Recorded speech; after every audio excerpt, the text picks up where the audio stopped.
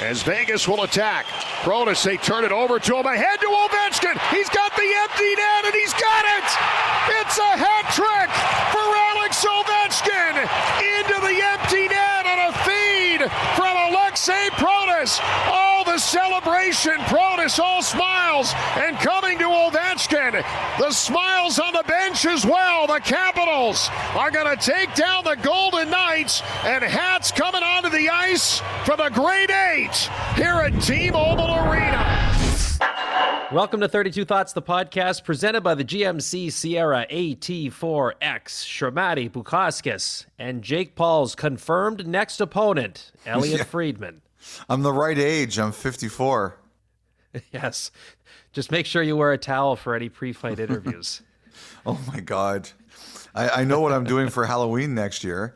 I have to say this. I know there's been a lot written and a lot said, and we'll get to our news, but I'm impressed that Tyson did that. 58 years old.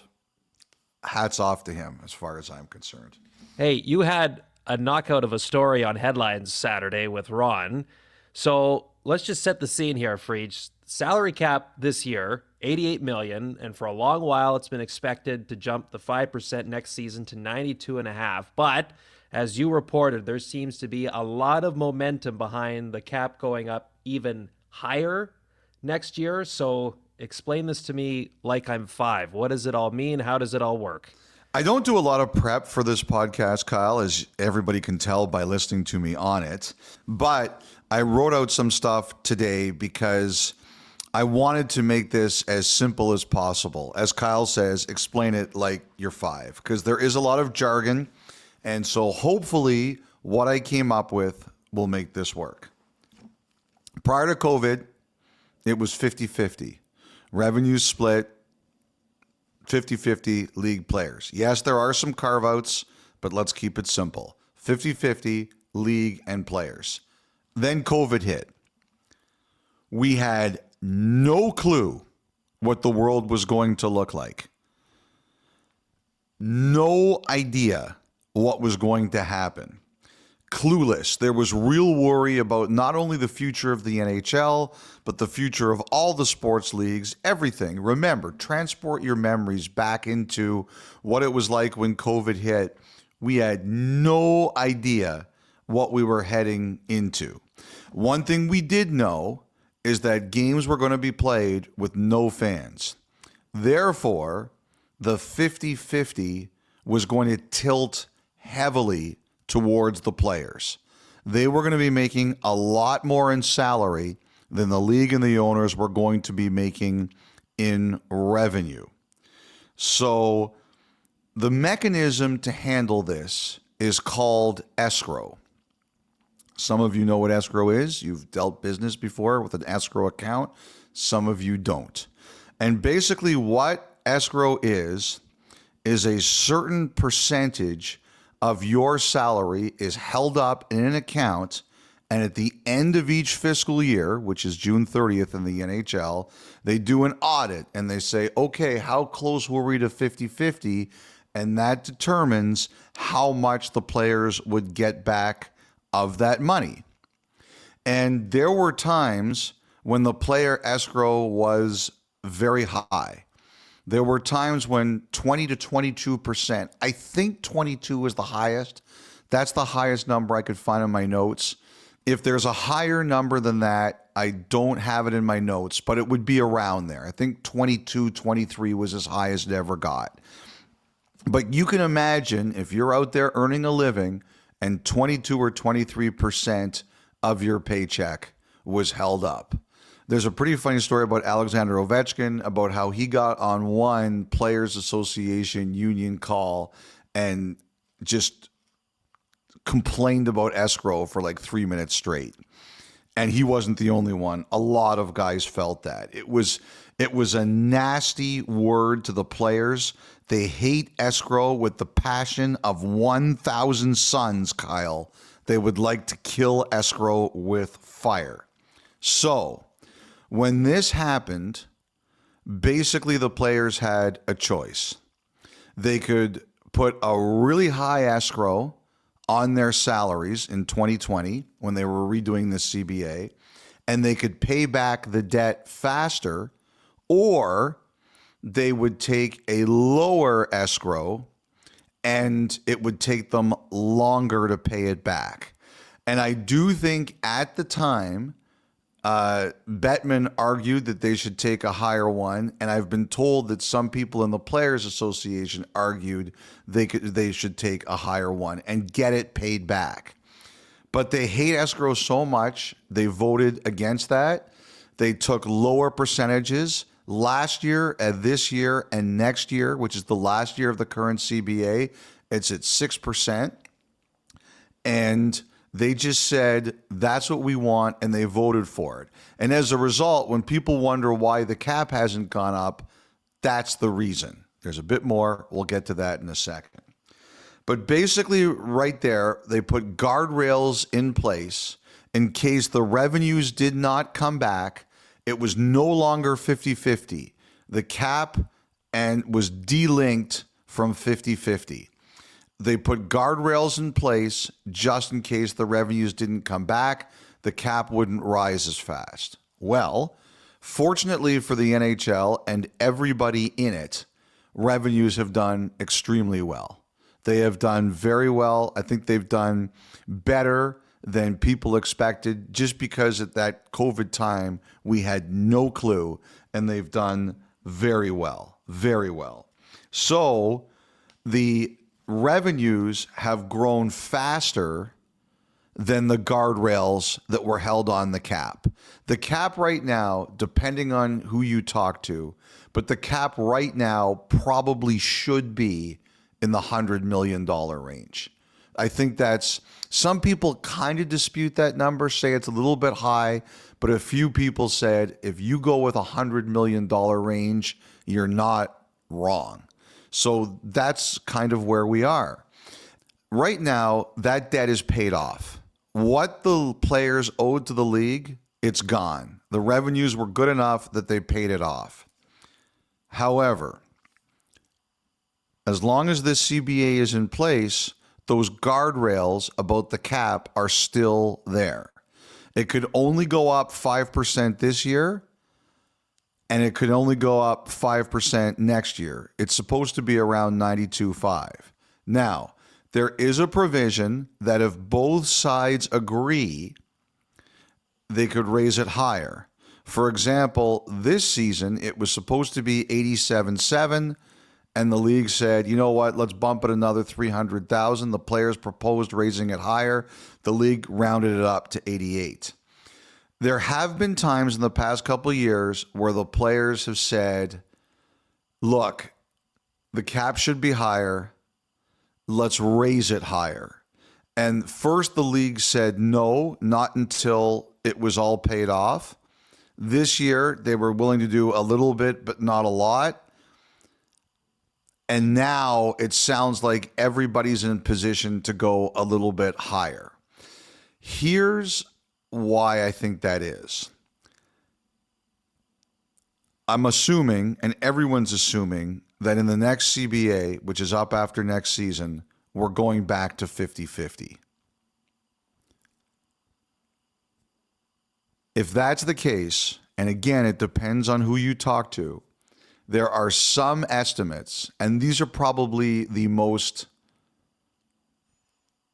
positive estimates, that think in 2 years, a 50-50 cap will be close to 110. Again, I had some people who would say that might be a little too optimistic. Like, you know, with the regional TV deals, you know, there's individuals out there that say you should be a bit more careful. There's others who say that's just a small thing. The revenues are really good. But I'm just going to use the number close to 110 just to give you an idea. So if next year's cap stays at 92.5, that's a $17.5 million bump in a year. I don't know that anybody wants that. I don't know. I mean, it's great for the players, but that 1 year of players, I guess, is the best way to put it. But I don't know if anybody wants that. Also, as I mentioned, the escrow was 6% last year. The players are looking like they're going to get all that money back. This year, the projections, the players have been told over the last couple of weeks in their meetings that they could get more than 100% back potentially, that they could get the 6% back plus. I think that's happened twice. Again, I don't have all the numbers, but from the numbers I have, I think it happened twice, and it was early in the cap era where the revenue split went over 50-50 towards the owners, and the players ended up getting technically more than 100% of their salaries. But it hasn't happened in a long time, at least 15 years.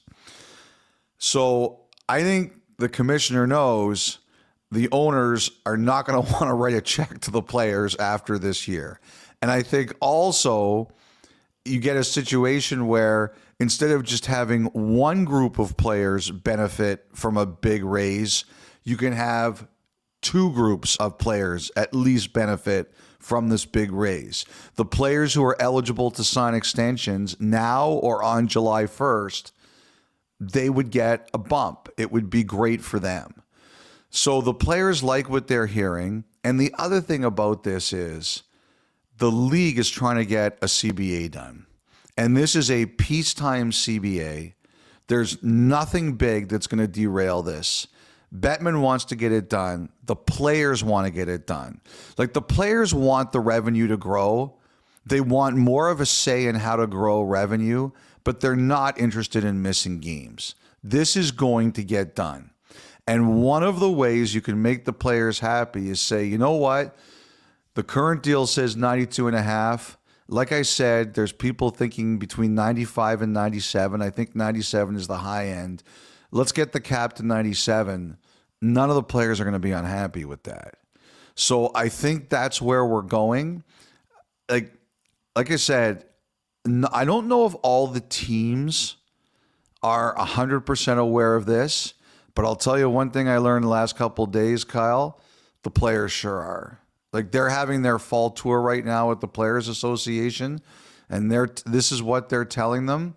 And I do believe this. The league and the players know this conversation is coming. It hasn't happened yet, and it's going to be critical to pushing through a new CBA.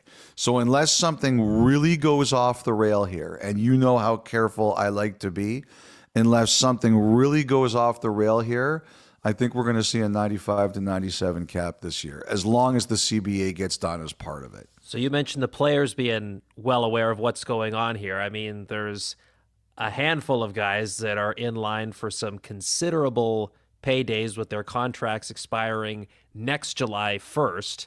So how much is this part of the thinking from players' side too of let's see where the dust settles with all of this before we really get serious about what a new contract could look like? It's a great question, Kyle. I would say that if the players are aware of this, their agents sure are too.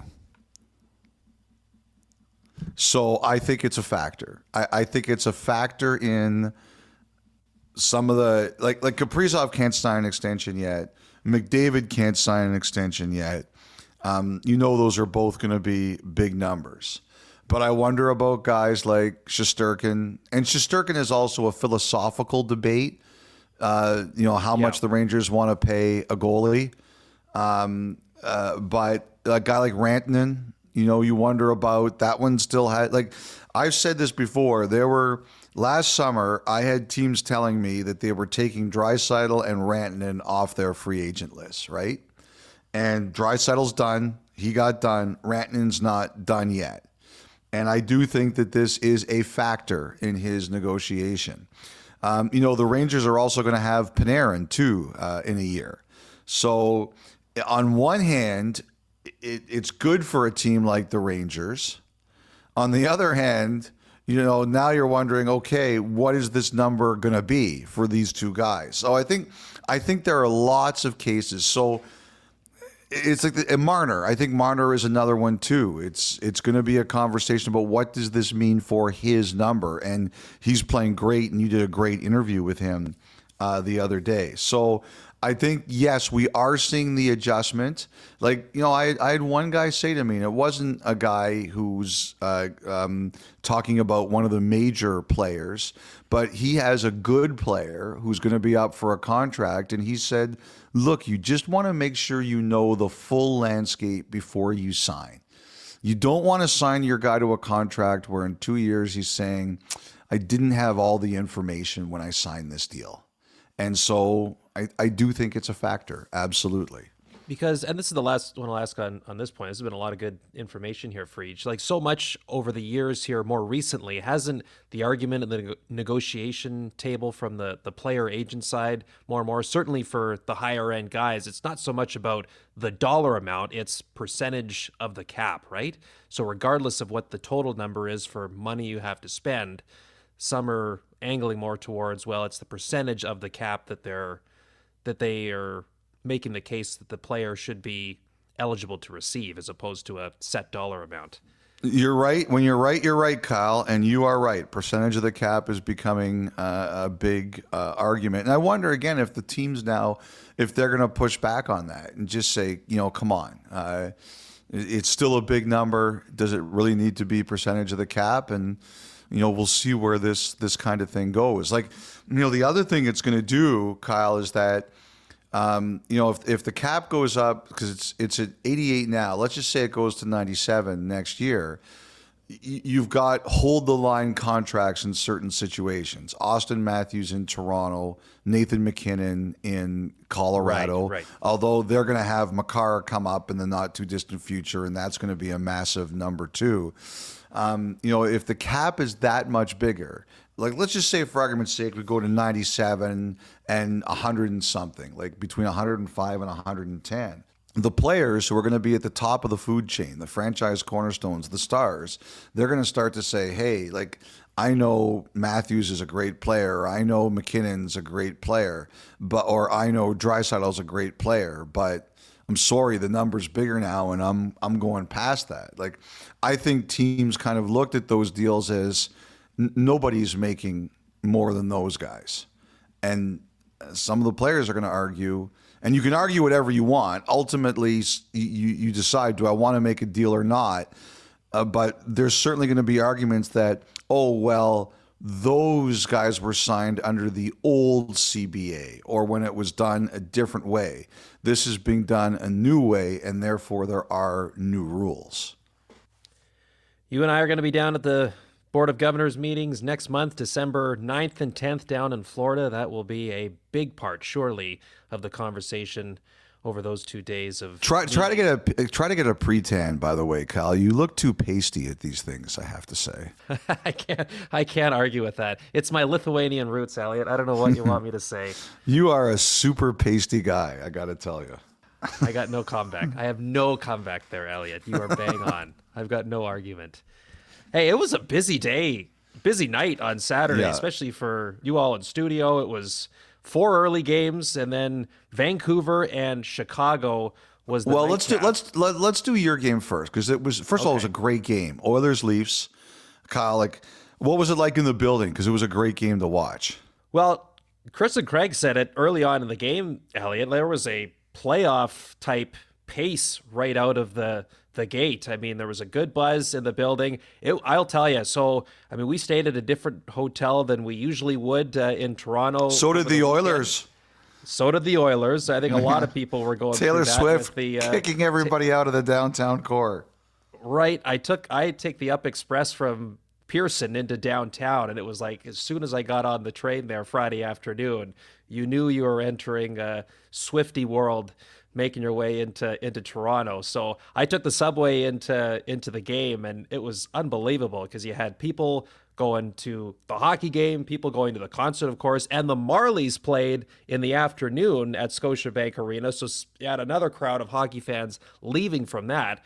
It was chaos down at Union Station, but really neat to just soak in and take it all for what it was. And the game was great. I mean, as we discussed, like the energy did come out for a bit after the Reeves hit on Nurse, but a really thrilling finish. I thought, you mentioned Mitch Marner in our post-game interview, the one thing that stuck out to me was, we showed him his first career goal because his overtime winner, that was the 200th goal of his career, and they were almost carbon copies of each other, like off the rush, going low blocker on the goalie. And he just talked about, when he sees the first goal that he scored back in 2016, like just a reminder of the joy and the fun that he was playing with back then. And there seems to be a conscious effort to get back to that, as someone who is, in line for a contract that can sign one, and who a year ago would have watched William Nylander go through a similar situation. And we all remember how he handled it and how that ended up for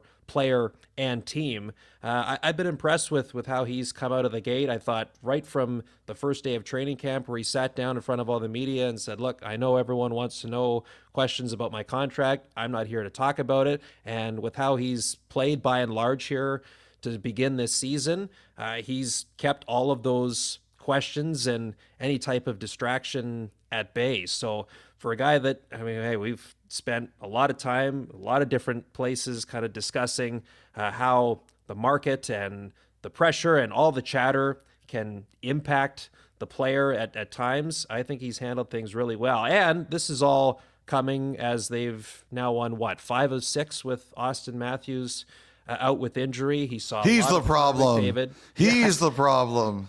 Right. Just like when McDavid was hurt for a bit for Edmonton.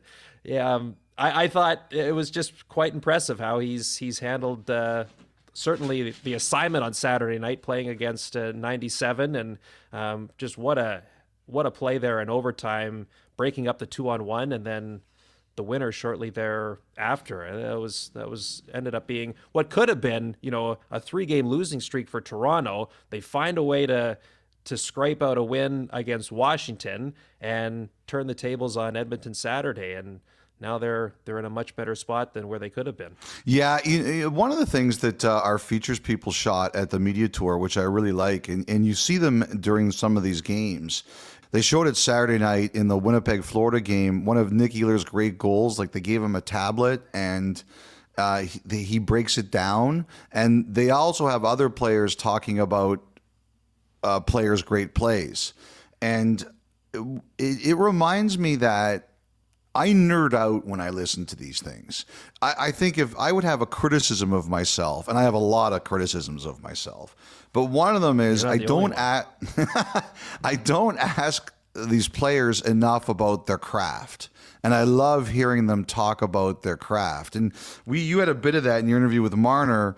Like, he's really good at explaining what he's thinking and what he's seeing. And I think there's a lot of players like that. And so I kind of geeked out a bit in that interview, hearing him talk about some of those things. Like, that was a great game. And, the one thing, I had a chance to speak to McDavid just briefly on Saturday morning, and I was asking him about how happy he was when he got his 1,000th point in that game against the Predators. And, I said, like, I'm not used to you being excited in that moment about when it's about you. And he said it wasn't the 1,000 points. He says that's just a number to me. But what he said was the reaction of the players, the reaction of the fans in the building in Edmonton that night. He got caught up in the emotion of it. He really loved it. Did. But that was a great game on Saturday night. And I'm really looking forward to watching Winnipeg, Florida on Tuesday from Winnipeg. Hey, look, the Jets got their butts kicked. The Panthers, to me, so they lost twice to the Devils. They've handled the Bruins this year. To me, they just do enough to say, we'll see y'all in April. We'll be ready for April. Once in a while, and still, like, their overall place is very good. Like, they're high in the standings. But they've got a bit of that, okay, we'll be, once in a while, we just like to remind you we're there. And we'll see you all in April. Very mature team. They know what they're doing. They've got, I don't think they're as deep as they were last year, but they're still very, very good. They're going to see if they can add. And the other thing too is, I loved the Panthers fans coming at the Jets with the overrated, because this year the Jets fans have been among the best at taunting other players. McGroarty, Ottinger. Now, the Jets have to do their end of the business on Tuesday. They have to play a lot better. And the fans will be ready. But you know that, hey, the Florida fans threw the gauntlet down on the Jets fans. They'll come up with something, but they got to be in position to come up with something. Yes. I just thought it was so not Florida, which was awesome. I mean, it's been a couple of years now where we're seeing that building's a lot more full, on a lot more regular basis. But the fact that they recognized the opportunity there and took it, just not used to seeing it as much down there, but it was really great. Well, I have to tell you, like, that Florida crowd, like the last couple of years in the Stanley Cup final, there's some areas there that have a kind of an edge to it. So, like, Dave and where do you stand during Florida games, like in the Cup final? Are you in the Zamboni? I'm down at ice level in one corner. Yeah, okay. So Dave and I were in a section, and what they had to do was they had to move a few seats away that were normally in our section so Dave and I could do our hits. Like, they moved them down about 10 feet. Yes. They moved them down about 10 feet. And, like, I didn't know that. I just go wherever I'm supposed to go. Like, I'm an obedient soldier. Yeah, no, but, like, David shows up. Like, I walk in all normal. Hey, how's everybody doing? Amber gets, carried in like a 15th century king. Like, he's got scantily clad handlers, like, carrying him on his throne. And, he's like, please, plebes, don't touch me. Don't even look at me. Yeah. Like, that's the way Amber arrives. So, I got to tell you, like, there was one guy, he was furious at us. He was pointing at the chair we were sitting at. He goes, "Those are my regular chairs. You are sitting in my regular chairs." I'm like, "Hey, man, sorry." Like, I think we even offered, like, to buy the guy a beer, but he was not taking any kind of deal. And, like, some of the other people there were starting to get into it. They were like, "Hey, you took his spot. He's there all year. He's a regular. Like, you guys are just like vacuum salesmen who show up, like, trying to steal from us during the Stanley Cup final. You're not here all year." And, like, it was a bit of an edgy section. Like, it was kind of funny. And then, like, and it was partially my fault, I will say this, but there was a near confrontation at one point. And one guy said to me, "What? This is not the section of fans that you want to start a fight with." I said, "I'm not interested in fighting. I am not interested in fighting. I just think the guy went way too far over the top and over the line." But, like the guy said, like, these fans in this section, they will get physical with you. So you just have to be careful. So I got to say this, the fact that the Panthers fans came up with the overrated chant, not surprising to me, because evidently there's a section of them that will not back down to Canadian reporters who invade their space. Yeah, and I've seen photo evidence before a game in Edmonton last year during the playoffs. You and David going to town on the sweet buffet in the back halls of Rogers Place. You get the royal treatment. Both of you do. Don't just put that all on Amber. I got to say this, like, when the whole panel showed up there, I could not believe after BX waited in line there was any food left. You would have thought it was his last meal. Anyway, respect to the Panthers fans. They threw down the gauntlet, and the Jets fans. There's the other thing too, are going to be ready. Like, Scheifele and Ekblad, like, those guys shared the same billet. They lived in the same house, and they're golfing buddies. And they went at it.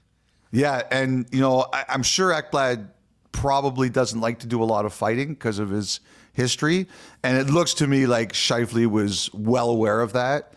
But it was like I know the billet there, and I can only imagine what he was thinking as he was watching the two of them fight each other. So that'll be great on Tuesday.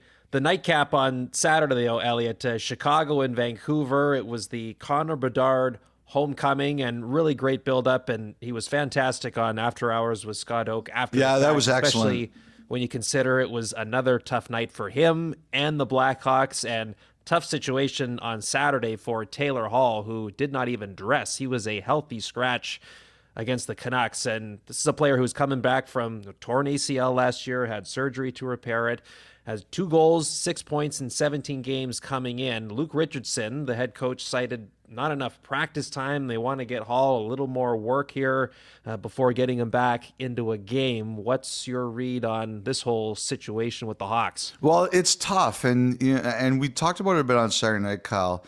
I am convinced that rebuilding in hockey is as hard as it is. I think there's statistical evidence to it. Like, look, there are some success stories. The Penguins, Malkin, Crosby, Fleury, obviously, 3 cups. You know, the Blackhawks, Kane, Taves at the top of the draft, 3 cups. And the other thing, too, is, you forget that they had another top 3 pick that didn't work out for them. And they still won 3 cups. But there's also a lot of situations, and particularly now, like, it seems as if we talk about Detroit and Ottawa and Buffalo on every podcast. They've got good young players. They've had high picks, and they're still trying to get out of it. You look where San Jose is now. You look where Anaheim is now. You look where Chicago is now. When you really tear it down in this league, it takes a long time. And I understand completely why there are some teams that don't want to do it. That can lead you into more problems if you make poor decisions, but I understand it. I see how long it takes, and so does everybody else. Biz and Luke were talking about Bedard in the faceoff circle. He went 0 for 8. Should he play center? Like, the thing is, like, you could always move him to wing if you wanted to, but they don't have enough centers. Like, if you look at them, they had Bedard at center, they had Foligno at center, they had Dickinson at center, and they had Reichel at center. But it's not enough. Like, they've tried Kurashev at center this year. I mean, he had a 50-point season on the wing. They tried him to center. Athanasiou, who's in Rockford right now, they tried him at center. Like, I understand what Biz and Luke are saying there, but I don't know if he's going to get any better, or the Blackhawks are going to be better served by putting him on the wing. Their roster is just too thin. And that was a tough shot to watch at the end of the game last night when he had his head down on the bench. You could see how disappointed he was. And, some people said, look at his numbers the past few games. I think the kid really cares. We talked about this. I think the kid really cares, and he really tries, and he really competes, and he wants to win. I don't think you can put this all on him. Like, they're just a long way away, and it's a lot of their offense is on him. Like, if he doesn't go, how much do they go? The whole thing is, look, teams have a right, if they want to scratch somebody, they can scratch somebody. Like, I don't think Luke Richardson is a punitive guy. I think that, he played a long time. He was a first-round pick. He battled to keep his job. Like, he understands how players feel. The one thing I think about in situations like that is when you have a guy who's in the last year of their deal, you have a responsibility, I think, as a team to decide, is this a player for us, or is this a player for somewhere else? Like last year with Tyson Barrie, for example, Nashville realized it wasn't going to work. They tried to deal him for months. And unfortunately, his number was just so big, it didn't work. Like, I look at a guy like Morgan Geekie wasn't playing in Boston for a bit this year. I think a team like the Bruins would understand if he's not going to play for us, we have to find him somewhere else. Like Christian Dvorak in Montreal, he's in the last year of his deal. And one of the biggest issues is they got him a contract where he's making $5.7 million in cash this year. that scares teams away. But I think the Canadians understand if Dvorak's not going to play, if he wants to get another contract, they have to find him somewhere else to go. And I think that's going to be the case with Taylor Hall. Now, again, you have to have a partner, but if he's not going to play, I think the Blackhawks have to find him somewhere else to go. And it was just between that and watching a bit of Bedard there with Scott after the game, he was almost at a loss for answers, going, I put in a lot of work this summer. You could just tell he was like, I did not see anything like this coming in terms of personally trying to have the production that he wants and the team trying to have success. It's all just a reminder, to your point about the scares of going into a rebuild, how difficult it really is in this league to be a true driver as a singular player.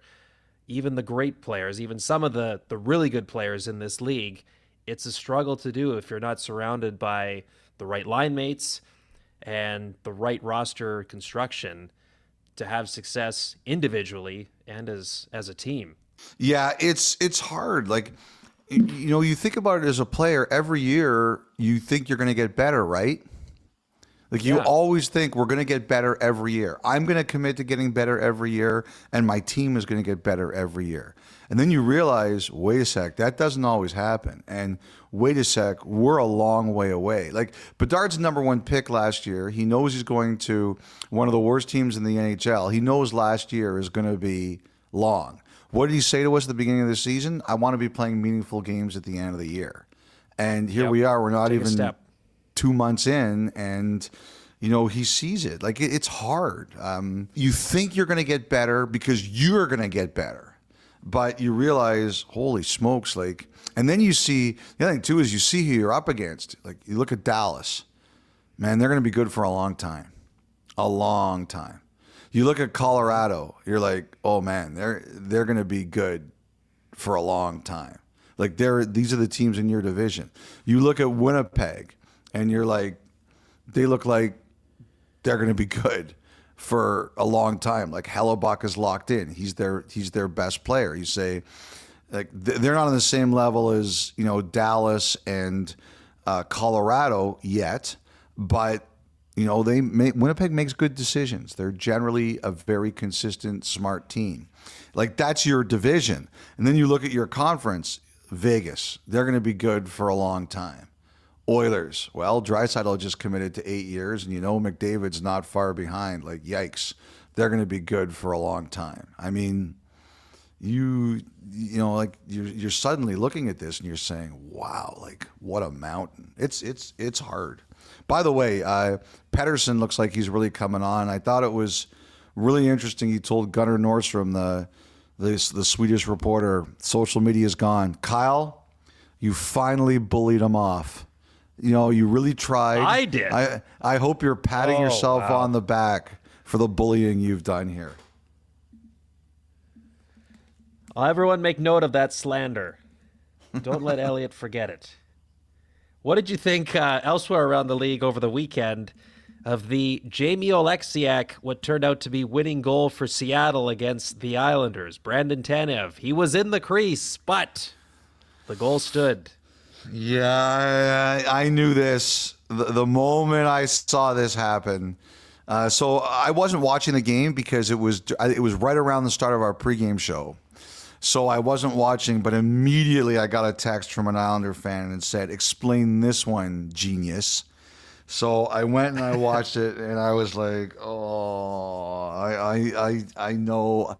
And then I saw Waz quotes. Like, it was so funny. Like, the reporter was trying to tiptoe around it, and Waz like, "I'm not having any of this. We were robbed." Don't tiptoe around with Waz. He'll give you the answer you need to know. Yeah, here's the thing, and that's the second time I've seen this call this year. If you want to see the other one, remember on Canadian Thanksgiving early in October, the Kings and the Senators had a 7-6 game. It was a Monday afternoon. And one of the Ottawa goals, the Ottawa player was in the crease and there was tiny contact, and they just said Kemper could have made the save. So I look at that play with Tanev, and I understand where the league is coming from. Like, Sorokin probably should have made that save. But this is why I'm not crazy about this call. Because people like myself are coming on and saying, don't go through the crease. Don't go through the crease. And Waugh and his video coaches are looking at the vast majority of these calls, and they're like, don't go in the crease. If you go in the crease, that is you're doomed. And then when you make that call and you don't get it called against you, I think it is a defensible call. Sorokin should have made that save, I feel. I don't think he was blocked for. He might have been distracted by Tanner's presence, but I think he could have made that save. However, if you're a coach or you're a video coach or you're an Islanders fan, you think that is total BS. And the one place where I do agree with them is if you're trying to draw a hard line about players going into the crease voluntarily, anytime you kind of erase that line or move that line a bit, you make it harder for people to buy into what you're selling. So when I saw it, I was like, yeah, I get why the Islanders fans are not happy with this. By the way, I wanted to shout out the Islanders for they're honoring Brent Sutter. Brent Sutter does not get enough recognition for how good a player he was. Like, there are people who watched hockey in the 80s, like smart, credible people, not like me, who thought that he was one of the 5 best centers in the NHL in the 80s. And Really? maybe even higher than 5. Like, I remember, I can't remember who it was, but I remember one coach told me he thought that Sutter was like the 3rd best center of the 80s.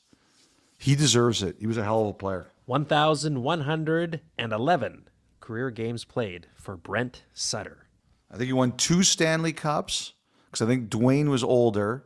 Yeah, I think he won 2 Stanley Cups and 2 Canada Cups. He won 3 Canada Cups, 84, 87, and 91. He won 3 of them? Won 3 of them. Holy smokes. Wow. I mean, he was a great player. Okay, Elliot, you had a few additional items you wanted to add on from headlines on Saturday? We call them quickies, Kyle. You can call them quickies, okay? Oh, okay. I think, yes, Nashville, we know that they're looking for a center. I think they're also looking for a D, like a top 4 guy, if they could find one, and not necessarily a rental. I wouldn't be surprised if there's someone with a little bit of term there. Don Waddell told the Columbus broadcast that he hopes to sort out Jiricek in the next couple of days. So we'll see what happens with that. The Bruins, Cam Neely, I think it was the Boston Globe it was in. He had some interesting comments there about he just thinks the team has been unsettled since training camp. And it was interesting to hear him say that because that is definitely one of the things that's being said about them is that, the whole Swayman thing, I think there's some lingering hard feelings about that. I just think that, the Bruins aren't used to having their business all over the world like that. And I think it's led to some hard feelings. And I do think that and I think that's kind of affected the overall situation. I heard that one of the things the players have talked about is, look, guys, there's a lot of noise around our team right now, and we just have to stick together. And, the tough thing is it looked like they were out of it with that double shutout weekend a little bit ago, but they haven't righted themselves. But I've heard that's been the message, like ignore the noise, pull together. And I think they've been active, talking about things out there. So, Boston's obviously a team to watch. But I just was really interested in Neely's comments because I do think that's a real feeling there that this has been a terribly unsettled season right from the beginning of training camp for the Bruins. And you know what, too? I also wanted to recognize Dustin Wolf. First NHL shout out. It was kind of a bit lost because, like I said, I was watching Tyson Paul, or I was watching buffering of Tyson Paul. And the Dustin Wolf shout out was secondary on my TV at the moment, but for those, I'm sure a lot of you, especially Flames fans, the story about how he fell to very late in the draft in front of like 50 friends and family. And I still remember the cheer that went out in the building when he was picked. I was one of the reporters that was there, and you're like, holy cow, like they've been waiting forever. And also like the kind of non-Goliath goalie prejudice. A lot of things have gone right for him, and a lot of that's his own work, but I was happy to see it. And on that, a belated congratulations to Andrei Vasilevsky, career win number 300 late last week, and the golden stick he was presented with on Saturday night in Tampa too. I thought you had a great quote too about how they gave me nice gifts and they gave me an even better gift by playing great in front of me. I thought that was really well said. All right, Ryan Reaves. So on Sunday, Elliot, the Department of Player Safety announced that he has been suspended for 5 games for the hit he laid on Darnell Nurse Saturday night in Toronto. In the video explanation, they noted, Reaves, that he picked the head of Nurse instead of coming at an angle where the contact was be through his shoulder or his core. This combined with the fact that he has been suspended 3 times previously in his career should be at all surprised that it ended up being 5 games, the most it could be, without it being an in-person hearing. To me, that was the only question, Kyle, was he going to be offered the in-person hearing or not? If you want to suspend for at least 6, have the option to do it, you have to offer the in-person hearing. And that was the thing I was wondering. The way this works, and it's worked with the people who've run player safety for quite some time, at least as long as I've covered it, is, first of all, they decide, is it a suspension? And once you're offered a hearing, 99.9% of the time, it's a suspension. There's very, very few exceptions to that. But once they've decided it is, then they take your history into question. That's the way they kind of do it. They don't say, oh, this is a guy who's got a history, so no benefit of the doubt.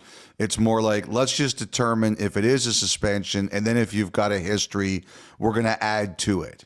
And, the thing here, and I said the same thing with Tanner Jeannot and Brock Besser, it is your onus to not hit the head. And the only thing that even gives you a chance to escape punishment for it or mitigate punishment for it is if the player you hit moves their head really quickly at the last second and you've got no choice but to do it. That didn't happen with Besser, and that didn't happen with Nurse. And I thought that the contact was a lot more violent with Reaves than it was with Jeannot. Like, neither case is good. Besser's hurt, and he hasn't come back, and you don't like to see that. And Nurse is hurt, and they just said they needed a couple days to figure out how serious, although he was walking around after the game. You don't like to see that either. But the only thing to me that was a question about this was it going to be in person or not? And then when they said no, I think everybody realized it was going to be 5. I thought there was a chance it might be 4, but then you remember the history, and I don't think anyone is surprised it was going to be 5. And, Reaves obviously felt terrible about it. He went down the hallway to the Edmonton room during the third period to apologize to Nurse face-to-face, which was the right thing to do, obviously. But you still have to face the punishment, and I don't think anybody is surprised at the punishment. No, especially when you consider, even when the Leafs players were asked about it after the game, and though they did note that Reaves isn't a guy that would be necessarily going and looking for that type of hit, they all conceded it was not a situation you want or like to see, regardless of what side you're on.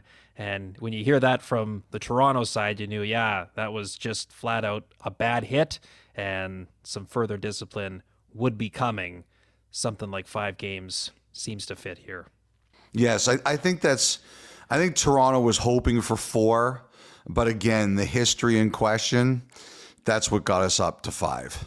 All right, Jack Campbell put on waivers on Sunday, which means he's been cleared from the player assistance program, which he entered back on October the 4th. So where do things go from here with Campbell? Well, I would expect that he's going to clear, and that means he will go to the American Hockey League, Grand Rapids. and play there. It's kind of wild right now if you really think about it. You know, Grand Rapids goalies, they have Ville Husso there, and now they're about to have Jack Campbell there. Number one, obviously, the first thing you think about is Campbell's health. I didn't realize he'd been cleared to return until I was told that he was put on waivers, because you're not allowed to do that while he's not cleared. So you just hope that he's in a good place, and you hope he stays on the proper path. These things are never easy. They are challenging, and you wish him the best. I don't know what his future is in terms of playing for Detroit or being part of the organization, but that's secondary to Campbell just being in a really good place, and that's all you can say. And in keeping with the goalie theme, Elliot, what's going on with Carolina? By the way, what a neat moment with Spencer Martin, his first career shutout Saturday. Did you see at the end of the interview he did towel? with Facebook? Yeah, he's going, Yes. Do I'm allowed to keep this? Do I give it back? Really neat moment for the Oakville product. But anything You've going had on that beyond- happen to you before, right? Has a player Yes, ever said couple that of too? times. Yeah. Like, I remember the first time it happened with me was the year Marty St. Louis won the Hart Trophy. That was my first year at Hockey Night, 03-04, and he had a 6-point night in Calgary. I interviewed him there, and he said to me, "Can I keep this?" And I'm like, "Oh yeah, that's yours." And he was so excited. He later he told me later that he had all the souvenirs he had from that game, including the score sheet, framed, and the towel was in the frame. But I always remember cool. that was the first time that someone said to me, "Can I keep the towel?" Is there any story that you remember in that? I remember like Ilya Samsonov when he was in Toronto. It was like, I'm allowed to keep this. Like, that was a neat thing for him, especially for non-Canadians when they kind of recognize good that. point. It's kind of a cool thing to be a part of. And not so much a can I keep it moment, but I remember, I think it was Tavares' first year. It would have had to have been his first year in Toronto. A couple months in, we had him for a post-game interview, and he goes, "This is my first Hockey Night towel." And I looked at him, I'm like, are you serious? Like, how long he had been in the league at that time. And I guess in Wow. a way it makes sense, because the Islanders wouldn't have played a ton on Hockey Night over his years there, but it took that long for him to get one. And he was almost the sense of, finally, I got a kick out of that, and remember that one since. You know what's funny about that is I remember a game when Tavares was in Toronto, and I asked for him in between periods, and Kimber Auerbach, who's the great PR guy on Long Island, he said, "Can you do us a favor? Casey Cizikas is a Toronto area guy. Can you interview him? Like, he would love to do an interview in Toronto." So I was like, "Sure, no problem. Like, if it's that meaningful, I would be happy to do it." Tavares could have got his towel earlier if Kimber hadn't given me There the you go. Heisman on him. It's all Kimber Auerbach's fault that Tavares didn't get a towel sooner. Yeah, I'm glad that comes out. Actually, that happened the final weekend of the Joe Louis Arena in Detroit. The Saturday game there, Montreal was in town at the end of the year. I was working sidelines. Similar situation with Danny DeKeyser. He hadn't ever received a Hockey Night towel, and Todd Beam, the PR guy there, said, "Hey, would you consider that?" And it was a first intermission interview, and it's not like anyone had popped off for 3 points early where you're going, "Well, we've got to interview that guy." So I thought, yeah, bring Danny on. That was neat. Yeah, you know what? So it's those PR people, they're looking out. They know who it matters to. They know. That's a good little thing to put in the pot. Anyway, so one of the things I was wondering on the weekend was, Kochetkov was hurt, and he obviously played on Sunday when they beat the Blues. And then Rod Brindamore had pointed out that Freddie Anderson was going to be out for a while. So I was checking around to see if Carolina was looking for a goalie. And I think the answer is not right now. Like, they obviously, with Kochetkov healthy again and Martin putting up his first career shutout, they do have enough to get by if they need to.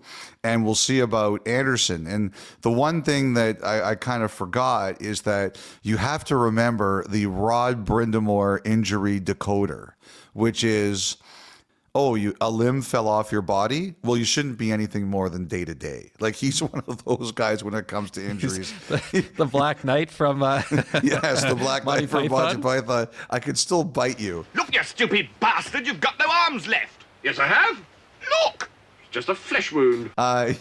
He's, like he was like that when he played, and he kind of thinks like that now. And I don't know what the timeline is going to be here with Anderson, but I was reminded that it's always tough to take Brindamore's word on injuries because he's just like, player available, great. Player not available, he just doesn't think about it. So the sense I really got is until the Hurricanes absolutely know what's going on here with Anderson, they'll wait and sort this out. They're good enough that they can get by with Kochetkov and Martin. I think as the season goes on, they'll figure out what they need to do there. And they won again on Sunday.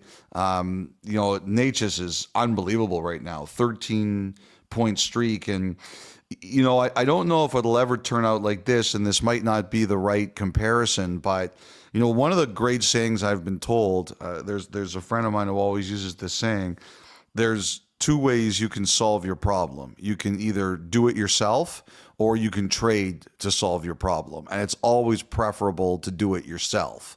And there was a time last summer, and Necas admitted it, where he thought he was going to be traded. Ultimately, he didn't find anything he liked. They didn't find anything they liked, and he stayed. And him and Brind'Amour sat down man to man and said, okay, this is what I want, and this is what they said to each other, this is what I want. And Brind'Amour said, okay, if you want that, this is what you got to give me.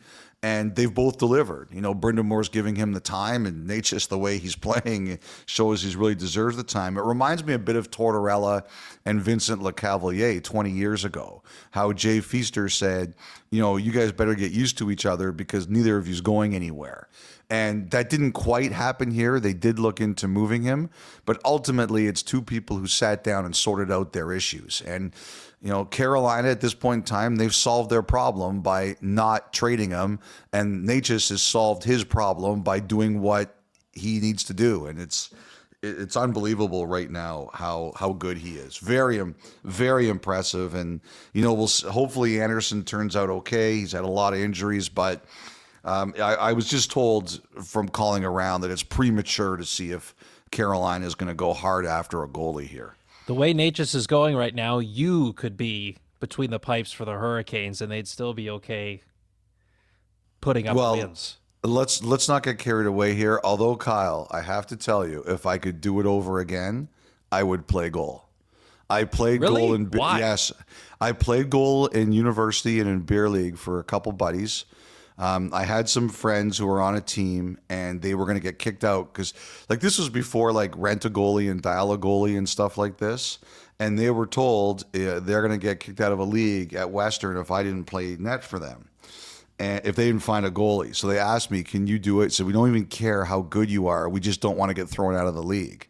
So I played 4 games, and I loved it. If I could do it over again, I would play net for sure. I loved every second of it, even though I had no lateral movement. Yeah, I would have loved to have seen that. Oh, it was Loved to have seen that. I was not afraid. I did not. I got hit, but if you deked me, you had to miss because I was not stopping you. There's a scouting report on Friedman. Write it down, folks.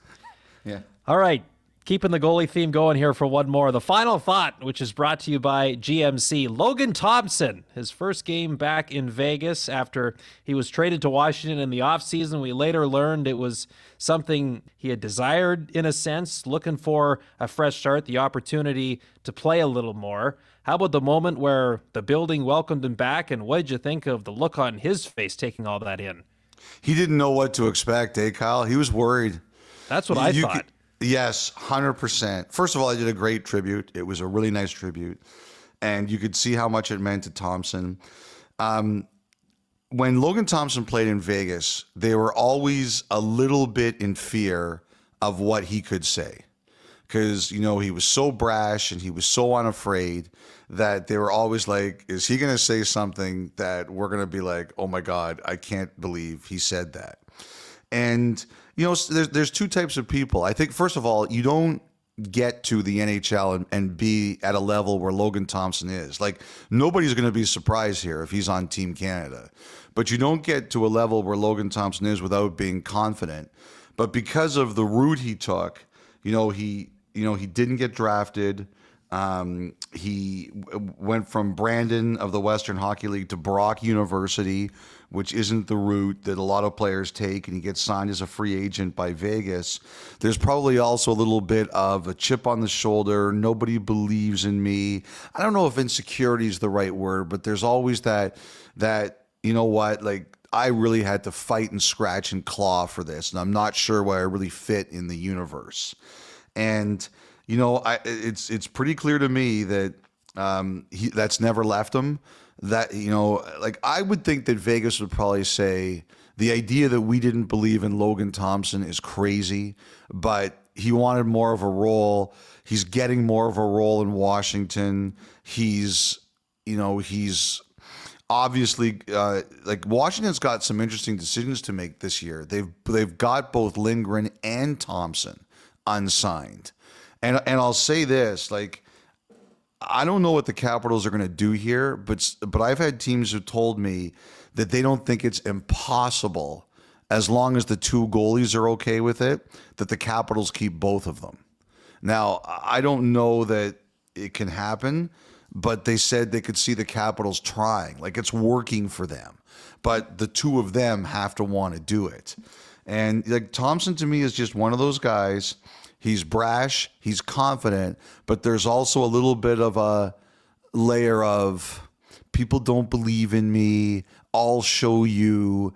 And I think that's what that reaction was. It's like, it reminds me a little bit of Sundin in Toronto. He wasn't sure how the reaction was going to be, and it was emotional. And you learn in that moment, what you should have probably known years before, is that everybody, if you put out an effort for people, they'll always thank you for it.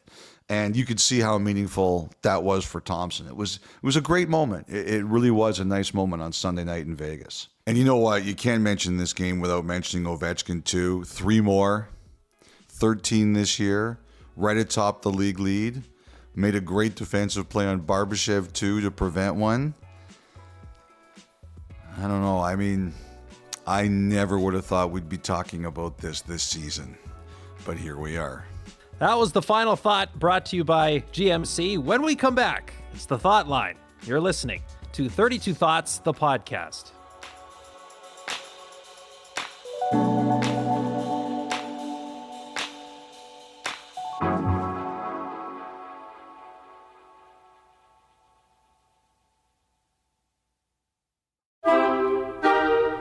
Time now for the Thought Line. A reminder, the phone number to call, 1-833-311-3232. If you prefer to email, 32thoughts@sportsnet.ca is the way to do that. Elliot, you remember the last Thought Line we kicked off with Pete, the old play-by-play voice of the Plymouth Whalers. Yes. So Griffin Porter, who helps curate the emails and the voicemails each and every episode, did you know that he is the play-by-play voice of the York University Lions men's hockey team? I did not know that. Shout out neither. Anybody whose background is university hockey. That's where I started too. So he wanted to let us know that when he calls Lions games, he's got to deal with a Jaden McCarthy, a Brandon McCartney, a Brendan McCarthy, and a Brian McAndrews. And he says one of the McCarthys, McCartney, and McAndrews all wear numbers 25, 26, and 27. So when he does his roster sheets of prep beforehand, they're all next to each other. I got to say this, Griffin, when you make the NHL, it'll be easy for you. Nothing will be harder than this. He should go to the coach and say, you got to bench 2 of those guys a night to make this easier on me. Wow. Yeah. That's great prep. All right, so we'll begin this Thought Line, Elliot, and then also remember the great story from Jacob from Long Island. His dad gets hit with the puck, still watches his Devils win, and he was asking about the puck. Were they listening? Were they tracking what they were doing at home? Yep.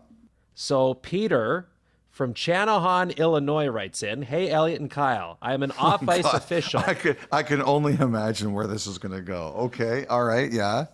I'm an off-ice official in the AHL, and a couple of guys on our crew also work for the NHL club. The NHL tracks the pucks from the time they leave the freezer pregame until they go out of play. Every puck is logged whether it is used or not. Every unused puck goes back in the freezer after the game.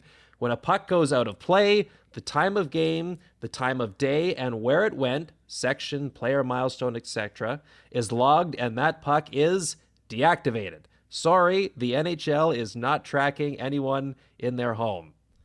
So thank you to Peter for clearing that up.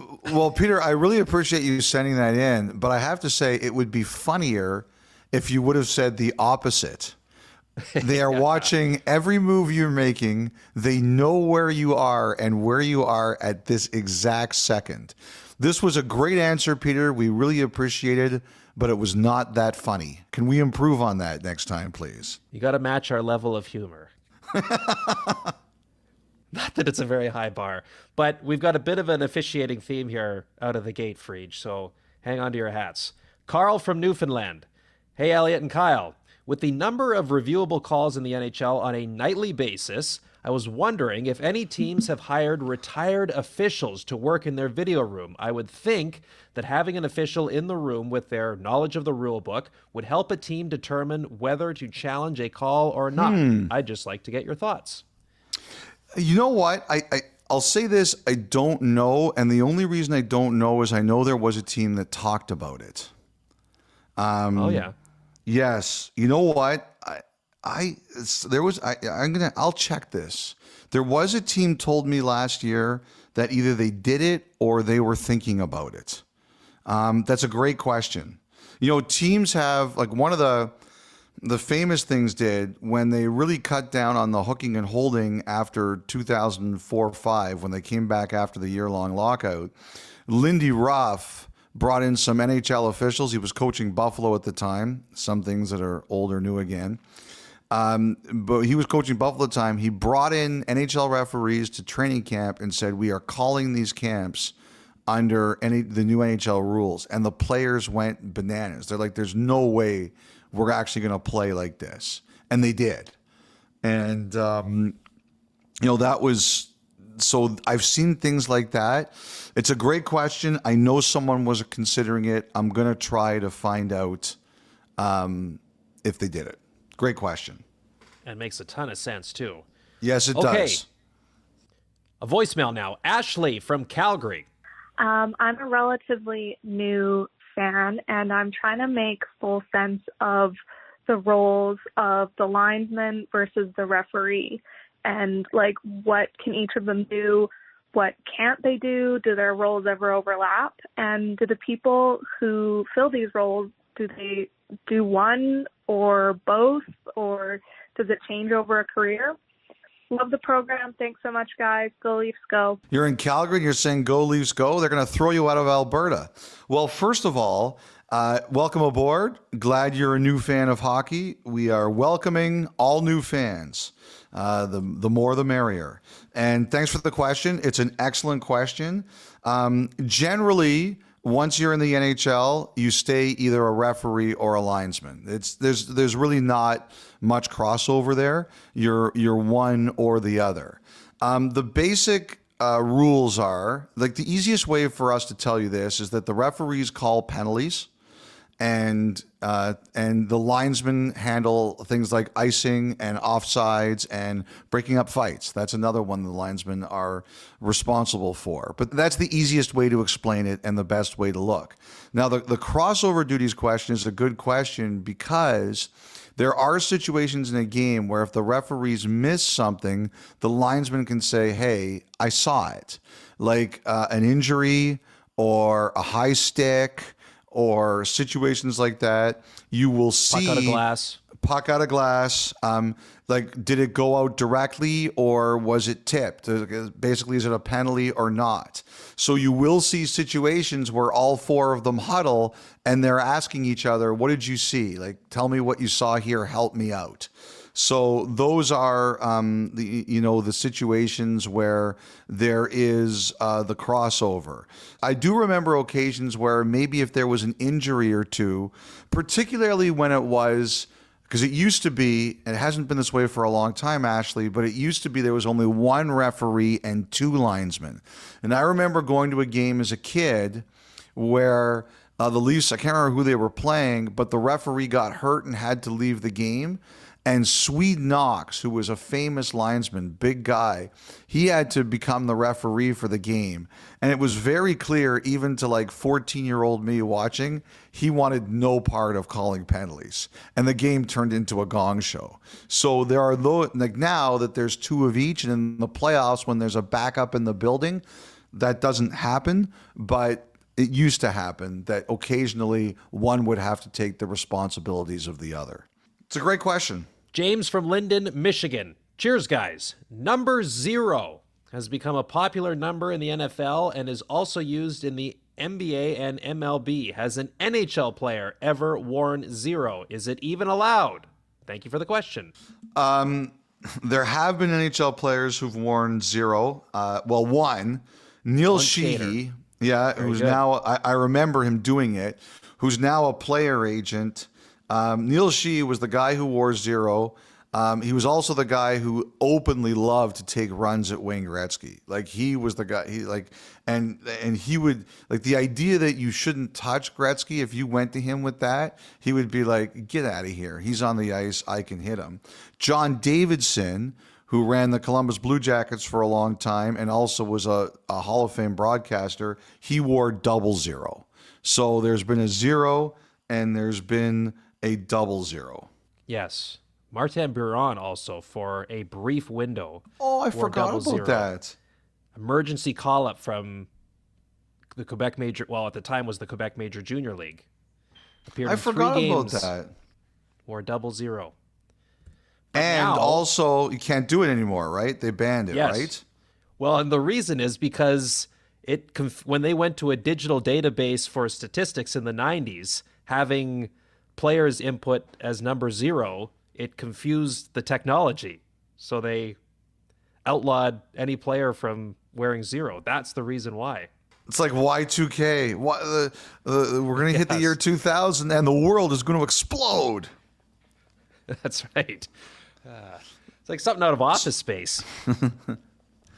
Did you borrow my stapler?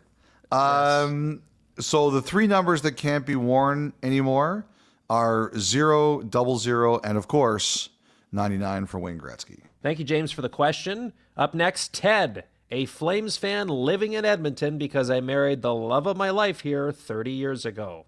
Oh, man, the things we do for love. Will be a Flames fan moved to Edmonton because of love. Hi, Elliot, Kyle, and Dom. Love the podcast. Was thinking about how much, though, I dislike shootouts, especially when the player skates in slowly or doing a crazy zigzag type motion. I don't know. Because that's us out of the league now. You don't have to worry about that anymore. Great point. I don't know if it actually helps the score, but some players seem to like to do it. My thought about how to fix this is to allow the opposing team to have a chaser. Just like a team has to put out a new shooter each time, the opposing team would put out a new chaser that would start at a standstill at the defensive zone blue line. Once the shooter touches the puck at center ice, the chaser can try to catch the shooter. It makes it more like a breakaway. This at least feels more like hockey, and it would be more exciting for me. Would love to hear your thoughts on this idea. See, the reason I'm saying, oh my God, is not because I have a problem with this question. It's because this is how Merrick is sneaking back into the pod, because this was his idea. So anytime that someone comes up with one of the Merrick ideas in the podcast, I'm assuming it's him just submitting it to see if he can get it through. I'll tell you why I don't agree with that. Remember what happened this year between Stützle and Barkov? Yes. So that's a no for me. I understand it. It's not the first time I've heard it. You're not the only person to suggest it. I don't want someone chasing someone else at full speed with a board there. It's just a bad idea. And the other thing, too, you have to think if you were to put that wrinkle into the shootout, the percentage of a goal being scored would go down a little bit. And so would like 15-round shootouts become more commonplace, therefore dragging on the game and the night and all of it too. Love the thought. Well, you know what? You were mentioning there was an AHL game before the Oilers-Leafs game on Saturday. Didn't they have like a 12-round shootout in that 12 game? 12-rounders. Zach Ostapchuk scored the winner for Belleville. I could only imagine like Chris Knobloch and Craig Berube chasing all those guys off the ice. Like, are you guys kidding us? Get out of here. Like, Apparently they like ice. Because it was an afternoon game, knowing the Leafs played at night, they had one less commercial break each period. The intermissions were a bit shorter just to get the game over a little bit quicker and allow time for everything to flip over before the Leafs and Oilers at 7 o'clock. So they tried, but the players were having none of it. Oh yeah, you think you're gonna? That was their rebellion. Oh yeah, Yes. You're gonna screw us a TV timeout in the intermissions. We'll get you back. You know what? I like become ungovernable. I like this open rebellion by the Sanders and the Marlies. All right, lastly, Wally from Kentucky. Hey, Kyle and Elliot. My name is Wally, and I'm a hockey fan in Kentucky. Love the show. Appreciate the great work y'all do. On Nice. Thursday night against the Panthers, Jesper Bratt got a power play goal, a shorthanded goal, and an even strength goal. Hat tricks are rare, but ones with this variety have to be much, much rarer. Who is the first player to complete this trifecta, and who has completed the most? Thanks again, and go Cincinnati Cyclones. Nice. Cincinnati's in Ohio, not even in Kentucky. But I guess they don't have the. I wonder if they still have the Kentucky team. First of all, Wally, thank you for the question. Before we get to that, the one thing that should always be mentioned when people talk about that situation with Bratt is New Year's Eve 1988, Mario Lemieux. The great Lemieux scored an even strength goal, a power play goal, a shorthanded goal, all in the first period. And he had a penalty shot goal in the second, and I believe his empty netter came with like 1 second left. So he scored 5 goals in 5 different ways. One of the most incredible things we'll ever witness in a hockey game. Absolutely. So here's the thing, Elliot. Since power play goals and shorthanded goals were first tracked in 1933-34, this is kind of surprising. Do you have any guess how many times this has happened? Didn't we have a guest last week that was like way off? I'll say 25. There have been 170 instances. Not even close. I was just off a tad. 137 different players have scored an even strength goal, a power play goal, and a shorthanded goal in the same game. Do you have a guess of who's done it the most? Here's your one hint. Okay. Don't overthink it. Well, I was going to say Gretzky. That was the first guy who came to my head. No. You overthought it. No, I definitely didn't overthink it. That's the easiest guess. Mark Messier? No. All right, just give it to me already. I guessed twice. You've already said his name, Mario Lemieux. He's done it 7 times. Oh, really? Yeah. Oh, I figured he wouldn't be the answer to 2 things. I don't know why I figured that. It's completely illogical, but I was like, all right, let's talk about Lemieux. I'm not going to talk about him again. Yeah, as many remember, he had 1 good season and didn't do much other than the 88-89 year. Yeah, that's right. That's pretty funny. The Pittsburgh people are going to kill you for this. You are never going to be able to set foot. Well, you'll be able to go to Philadelphia, but you won't be able to go to the rest of Pennsylvania. Yeah. All right, Wally, great question. That is a Great great submissions question. once again. 176. I never would have guessed. Griffin Porter, thank you for your work as always. And once again, 1-833-311-3232, 32 Thoughts at sportsnet.ca. Back to wrap 32 Thoughts, the podcast, after this.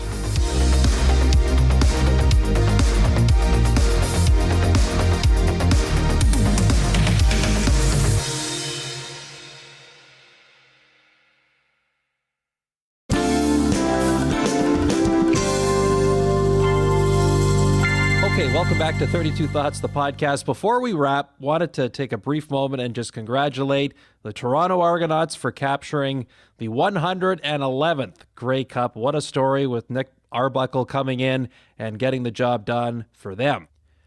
Okay, some hockey to look forward to on the network this week. Tuesday night, the Calgary Flames continuing their 4-game homestand. The New York Islanders are in town. That one can be seen on Sportsnet 1, 9 Eastern, 7 o'clock Mountain Time. Scotiabank Wednesday night hockey this week. The Vegas Golden Knights are in Toronto to face the Maple Leafs. Toronto enjoying a lighter portion of their schedule. David Amber and company come on the air 7 Eastern, 4 Pacific. Puck drop getting underway a little after 7:30, 4:30 Pacific time. You could have listened to anything, anyone. We appreciate you taking the time to listen to Elliot and I. For the two of us and Dom Shamati, have yourselves a great week, and we'll talk to you again on Friday.